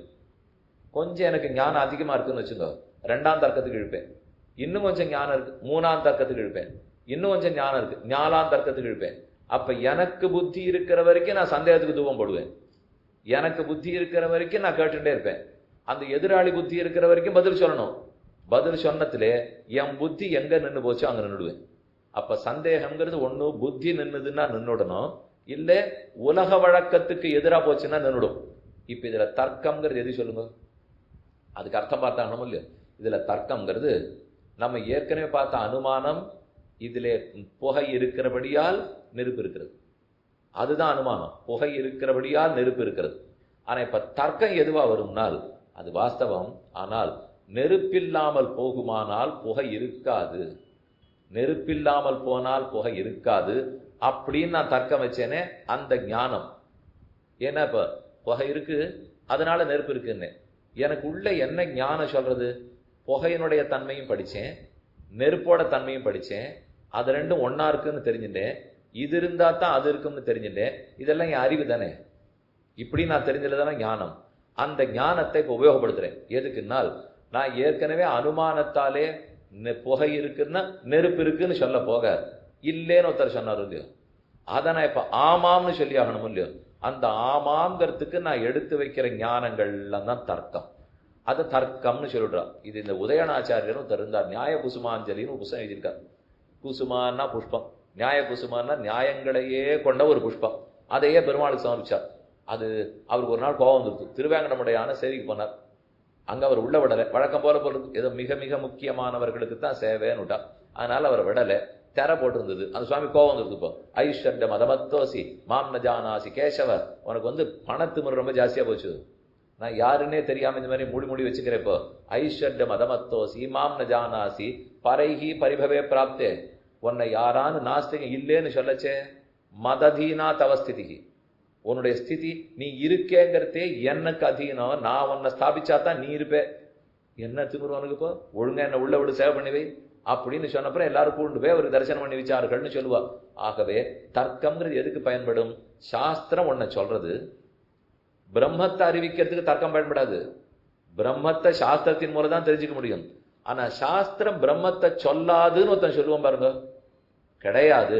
சப்த பிரமாணம் பிரம்மத்தை சொல்லும்னு நான் ஸ்தாபிக்கணும் இல்லையோ. அதற்கு பயன்படும் வாத பிரதிவாதங்கள் ஞானம்தான் தர்க்கம் நியாயம்ங்கிற சாஸ்திரம். நல்ல தர்க்க நியாய சாஸ்திரம்னு சொன்னால் ஞானம் ஊகாரூபமான ஞானம் எதற்கு பயன்படும், ஏற்கனவே அனுமானத்தாலேயோ பிரத்யட்சத்தாலேயோ சப்தத்தினாலேயோ இன்னதுன்னு ஒன்ன நான் சொல்லிட்டேன். சொன்னா இல்ல இது இதை சொல்லாதுன்னு ஒருத்தன் ஆட்சேபிக்கிறான், இல்ல இது சொல்லும்னு சொல்லணும் இல்லையோ. இதை போல நாளைக்கு நீங்க ஒரு 10 சுலபமான உதாரணம் பார்க்க போறீங்க. பார்த்தீங்கன்னா நித்தியம் நீங்க அன்றாட வாழ்க்கையில பயன்படுத்துறது பார்த்துவோம். அதை வச்சு என்ன ஸ்தாபிக்க போறோம், கடவுள் உண்டுன்னு ஸ்தாபிக்க போறோம். நாங்க மறுக்கவே இல்லையே சுவாமி, அதுக்கு நீர் இப்ப சொல்லிட்டு இருக்கீங்கன்னா நீங்க மறுக்காட்டாலும் யாரான உங்கள்கிட்ட புத்தர்க்கத்துக்கு வருவாளும் இல்லையோ, அப்ப அவளுக்கு பதில் சொல்லிக்கலாம். அதே மாதிரி கண்டிப்பா சந்தேகம் இருக்கிறது இன்னொன்னு பார்த்துருவோம். போ இந்த சரீரத்தை விட ஆத்மா வேறே நிரூபிக்கணும். நீங்க தான் பண்ண போறீங்க நாளைக்கு. இந்த சரீரம் வேறே ஆத்மா வேறே என்று நிரூபிக்கணும். நம்ம வாயால வரணும்.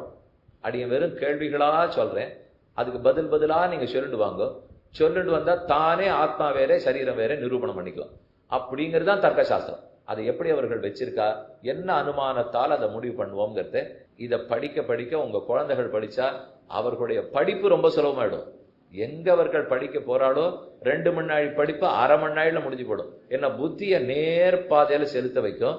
இன்னும் நன்னா புடம்போட்ட தங்க மாட்டோம், நகாசி வேலைங்கிற அளவுக்கு அதை போல நன்னா படிச்சு நாக்கும். நாளை மாலை சந்திப்போம். ஸ்ரீகாந்தாய கல்யாண தேயத்தினா ஸ்ரீ வெங்கட நிவாசாய ஸ்ரீனிவாசாய மங்களம்.